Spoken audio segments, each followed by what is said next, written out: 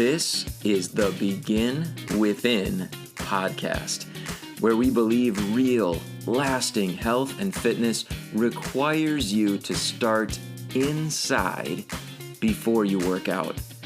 I'm your host, Nate Slegger, and I'm here to show you behind the scenes of fitness. You already know exercise is good for you, but what about all the other things in life that affect your fitness? If you're looking for extra motivation to get started or to make sure you keep going, this is the place for you.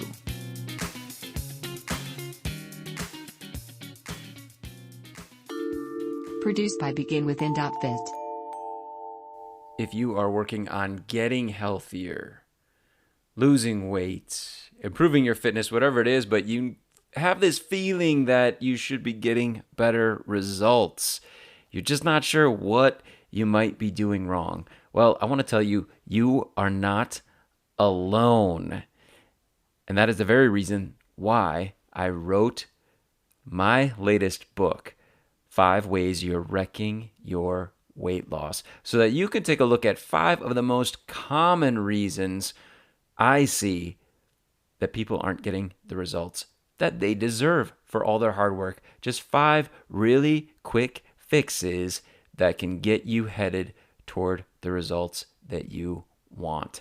Check it out. You can download it by going to beginwithin.fit, clicking on the ebook button, or clicking on the link in the show notes. Check out my book.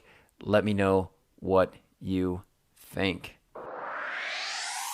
My guest today is Tina McDermott. She is a weight loss coach and nutrition expert who loves to teach others how to use their kitchen as a tool to accomplish their goals, get great results, and to have more joy in their life.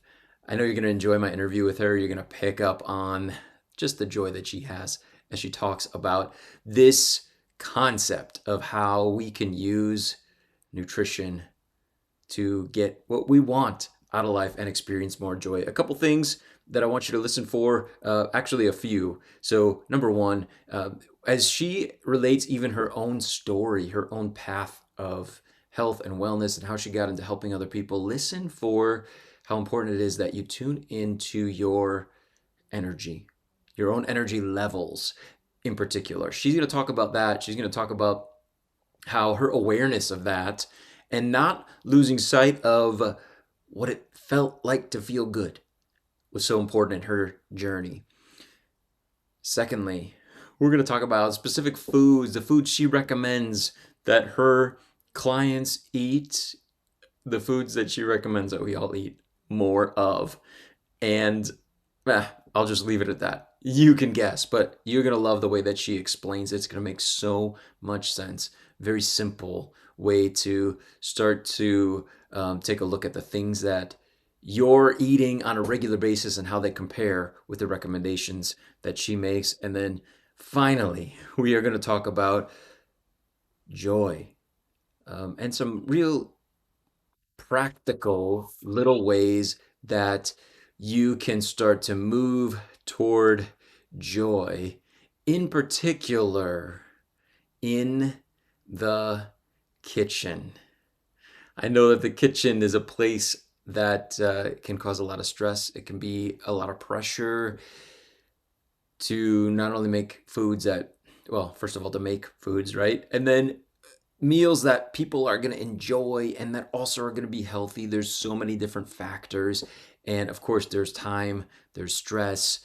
All of these things add up to, at times, if we're being honest, the kitchen not being a place that brings us a whole ton of joy. But Tina is here to help us with that. Here's my interview with Tina McDermott. My sister Anna, at the age of, she was 23, I was 19 years old. She was diagnosed with breast cancer. And, prior to that, My life, I'd been plagued with gas and bloating and always had stomach problems. And then she got cancer. It scared the bejesus out of me, as you can probably imagine. And I'm like, wow, I really need to take better care of myself. And there was this book that I read on vegetarianism. I'm not a vegetarian now, but it really made sense to me. And I read it and I applied it. I not all the way. Okay. I was a junk food vegetarian for about 10 years, Okay. still plagued with gas and bloating, still plagued with all of those issues. But, I lived my life. I didn't know any better. But I always reached for knowledge on health and wellness and nutrition. Nutrition Mm, always lit me up, especially when I learned what foods to stay away from and what foods to implement into your life. So that was the beginning of my health and wellness. And I mean, there's more to it. I was very depressed all the time. I came from a suppressed Italian family. So the only time I got relief was when I went and rode my bike. mm, I would be angry all the time. I'd get on that bicycle and I would ride my bike for 6 miles and I'd come back exhausted.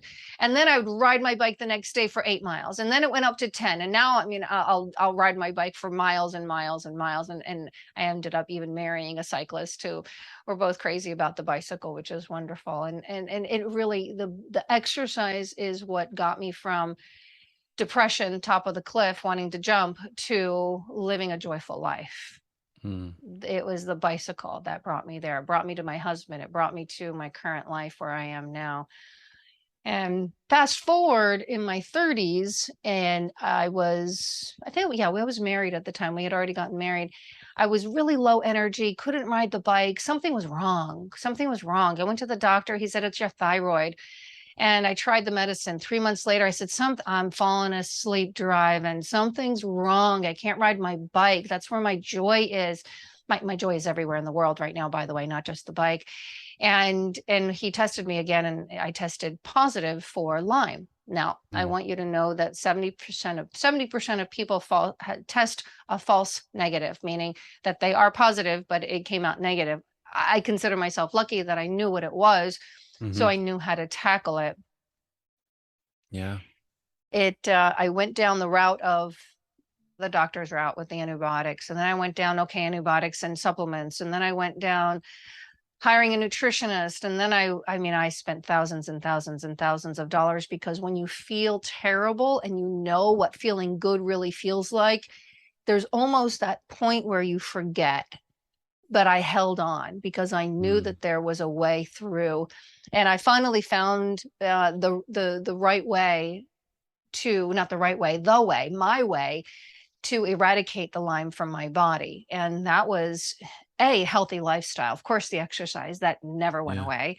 That never went away. The exercise, the eating food, eating not just tons and tons of vegetables. It's not about being a vegetarian. It's about being very well rounded. And I can talk about my philosophy on eating it if you'd like to, Yeah. and sleeping and exercising, and what else I was going to say, stress relief. And that's the exercise for me, the stress relief, and just eating well rounded, and supplements, the right kind of supplements, eradicated that from my body. So yeah, over the counter stuff, no. Talk to a professional. They'll know exactly mostly what your body needs. Mm, And so that is like the base of my story of what really got me into health and wellness, and mostly weight loss. Really, people always came to me for weight loss because I worked in a gym. I was a personal trainer. And then I got certified as a nutritional consultant. So then I started developing my own weight loss programs. And that's what I'm known for, almost 22 years now, for weight loss. Yeah. yeah. You mentioned your philosophy on food. Yes. You want to How hear would you it? describe it? I'm sure there's a lot to it. What's Oh, that it's going to be philosophy simple. like? Okay, Give me 30 seconds and I'll tell you. go for it. Okay. Well, maybe more than 30 seconds. So if my philosophy encompasses everybody, whether you're vegan, vegetarian, pescatarian, omnivore, herbivore, meatitarian, you name it. Okay. Catitarian. I'm just making stuff up now. Basically, and it's so simple. It's simple. Eat the way that Mother Nature has taught us to eat. Eat foods that walk, fly, swim, and grow, with a huge emphasis on grow. With a huge emphasis on grow. I did a challenge once.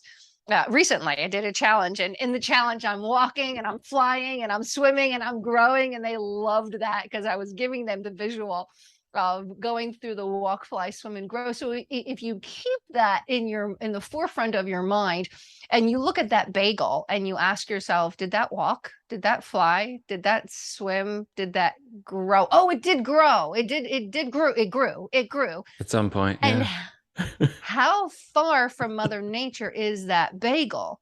It's very highly processed, right? Yeah. So we want to get to the whole grains, the whole fruits, the whole vegetables, lean meats, and of course good fats like olive oils and olives and avocados and nuts and seeds, and lots and lots and lots of vegetables. Back to that. So I think I Yeah. took more than 30 seconds. I think you can encapsulate it. I mean, that absolutely. You're right. It is simple. I'm with Mhm. you on that. Um, can we talk about joy? I see it Yes. in your messaging so much. I mean, obviously, as I'm spending some time with you here, I'm feeling it. Um, why is Yay. joy such an important piece of improving health and weight loss from your perspective? Why is that all over your website and all over your work? I have a grounding philosophy that we are here on this earth to experience joy. We're here for joy. Just look at the trees and the sky and the sun. Don't look too hard at the sun. Just breathe the clean air. Look at the green grass. Look at the flowers. Look how pretty they are. We are here for joy. And if you're not in joy, which it could be kind of high up on the ladder when you're in depression. Now, I've been in depression. You can't jump from depression all the way to joy, but you can make the next step. And the next step is, I'm okay. I'm okay for now. I'm okay. I'm okay. And then take the next step to thinking about something that brings you any amount of pleasure, like petting a cat or a dog. I have 3 dogs and 2 cats because, and a husband, and I just need to love, and I need to just calm myself down. And all I need to do is pet a dog or a cat or snuggle with them. And it brings me to a better state. It brings me, most of the times, it brings me to joy. It brings me to love. It brings me to appreciation. And the way to go, another way to go from maybe lower in the emotional, it's called the emotional awareness scale. I probably have it here. There's a whole scale where you go from jealousy, hatred, revenge, anger, discouragement, blame, worry, disappointment, overwhelm, frustration, pessimism, boredom, contentment, hopefulness, optimism, positive, enthusiasm, passion, and joy. Joy is at the top. Hmm. Okay, joy is at the top. So another way to step into joy or to step towards joy is so simple, Nate. Appreciation and gratitude. What are you appreciative for? Most people, when I ask them that question, they go, oh, I appreciate my family, the big things. I appreciate, Hmm. oh, I've got a car. I appreciate my house. I appreciate and all of the big things. And I appreciate I've got good health. And then I say, start small.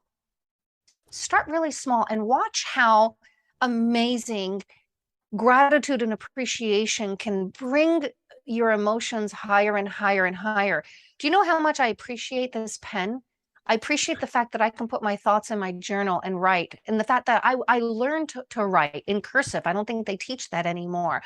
I appreciate the person who gave me this pen from the company, and I appreciate also that it's nice and fat, that my hands that hurt all the time, it's nice to write with this pen.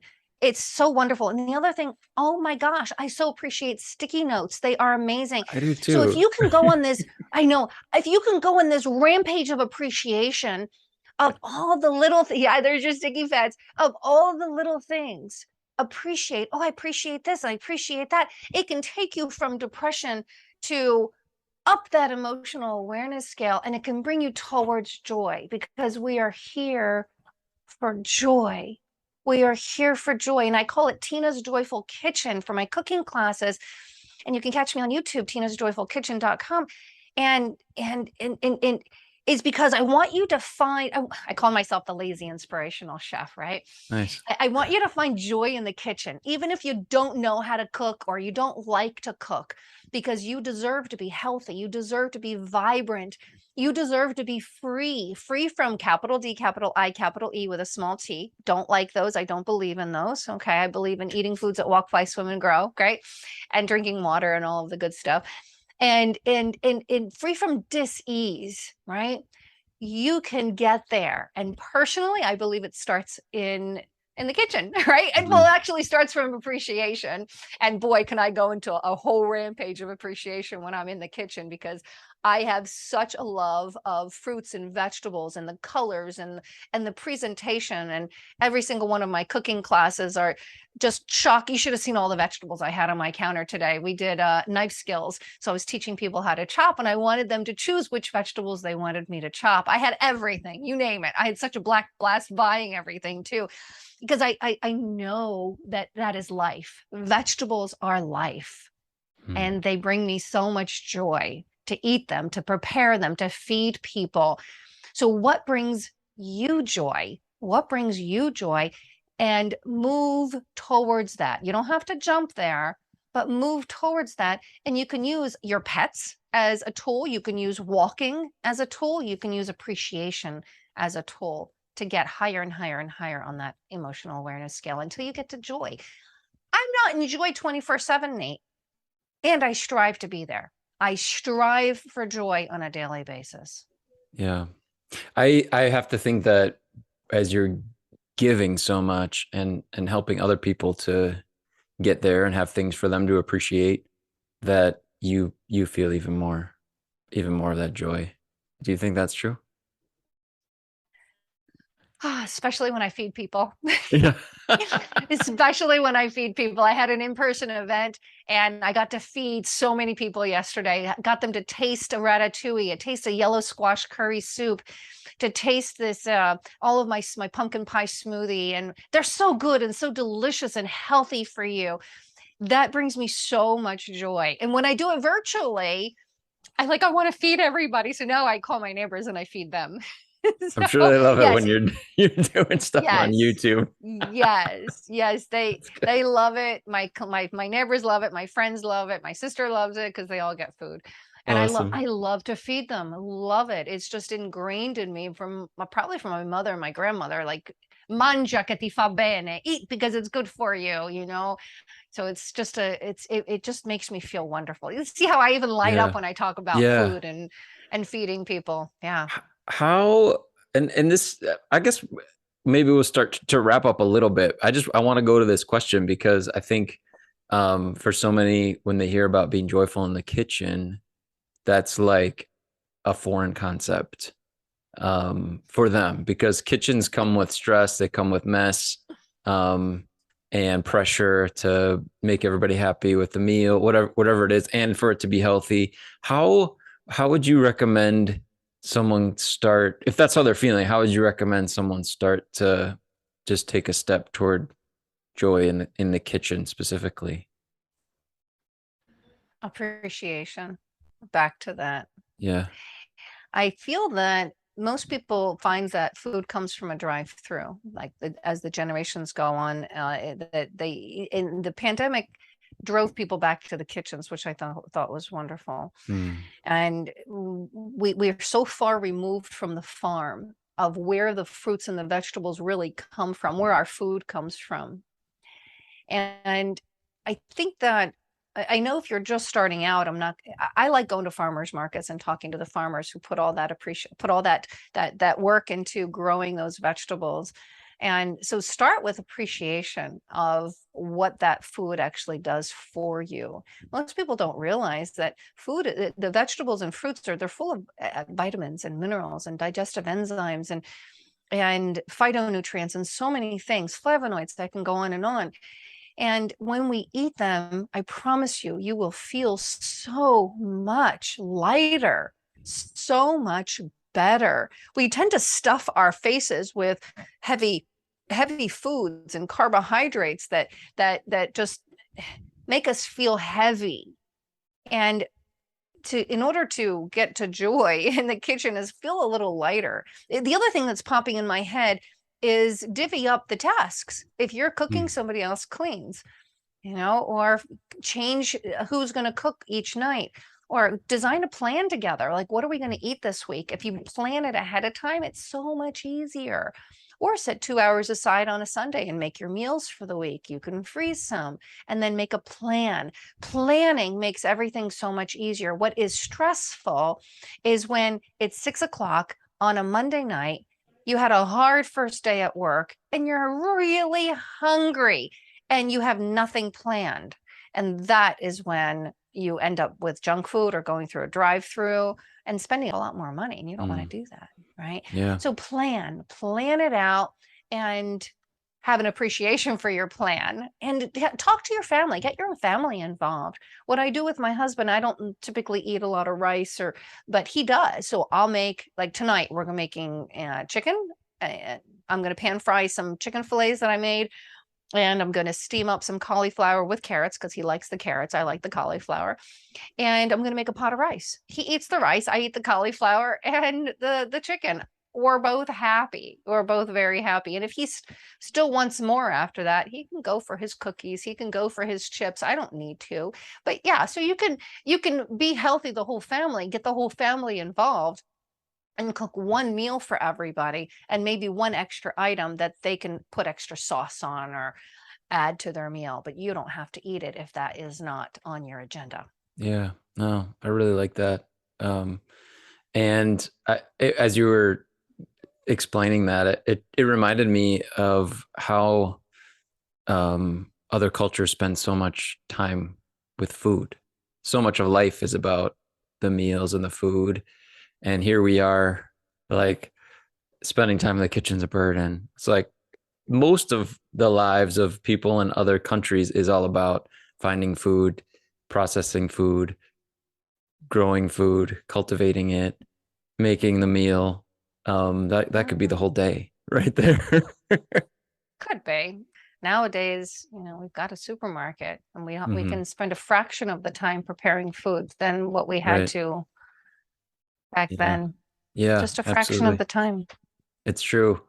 Um, I know we before we kind of started the interview, we talked a little bit about your trip and what you're going to be doing there. Could you share a little bit about your the cooking you'll do while you're traveling? Absolutely. So my parents were born and raised in Italy. So we're going back. I'm leaving on Sunday. We're going to be there for 2 weeks. And my dad is from a tiny little island called Carlo Forte, Carl the Great. And it's a tiny island off the coast of Sardinia. And we're going to see family.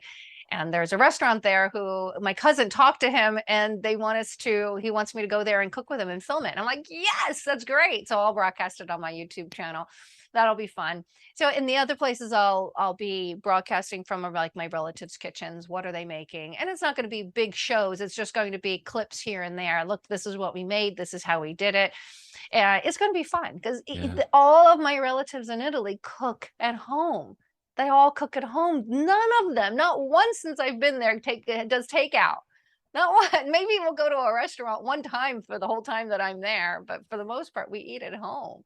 Because Yeah. even my mom to this day, she goes, I don't want to go out to a restaurant. My food better. And I'm like, okay, you're right. Your food's better. It's true. It's true. So yeah, I'll be doing little snippets from wherever. I'm also going to our house in Umbria, which is in the mountains. And yeah, I'll just be filming here and there. It's gonna be fun. I'm gonna have a good time with it. Just a few minutes every day. Yeah, that's awesome. What's the best way for people to connect with you and your work? You can join me on YouTube, subscribe to tinasjoyfulkitchen.com. That's where my YouTube channel, or you can find my website, tinamcdermott.com. Okay, awesome. We'll have links in the show notes. Tina McDermott, thank you so much for being here on the podcast. Thank you, Nate. I really love and appreciate you. Thank you so much. I want to thank Tina so much for being here on the podcast with us this week. Of course, links to connect with her and follow her work are in the show notes. They're waiting for you. So go ahead and check them out and hopefully take some steps toward being more joyful in the kitchen as a result of following her in her work. And I want to go back to that idea, kind of that core idea for this episode about being joyful, being more joyful in the kitchen. Did you catch the way that Tina recommends that we get there? If you take a look at yourself and how you feel about the kitchen, if you're not feeling all that joyful about it, start with appreciation. Appreciation for what food can do, and in particular, what healthy foods can do, namely vegetables. Absolutely love that message. I love that she's not afraid to share it, not afraid to talk about how important veggies are in our lives, in our health, and in experiencing the joy that we can have from being in the kitchen. And of course, those real practical steps. If there's something simple that you can begin to do with you or your family to begin to create a plan around eating, take some of the pressure off, share some of the responsibilities with other family members, build in some systems and some routines and some habits around eating, around cleanup, around those things, instead of just feeling overwhelmed. Take a look at that. Take a look at that feeling of being overwhelmed or stressed out, and view it as a signal that you need to do something different. Of course, eating at home is always going to be better. Creating the food ourselves is going to be healthier for us because we have control over what goes in it, where it comes from. But just taking a look at some practices, simple things that we can incorporate into our family routines or into our lives in order to make the kitchen a more joyful place. Just having a plan for meals, having a plan for who does what and when, so that it relieves some of the stress, some of the pressure, and then we can build our schedule, in the evenings or for the week around some of our plans that have to do with our meals. Of course, if you need more support, you need more ideas, follow Tina, definitely connect with her, but try to do something different. If you take a look at where you're at again and you're not feeling all that joyful about the kitchen, make some changes.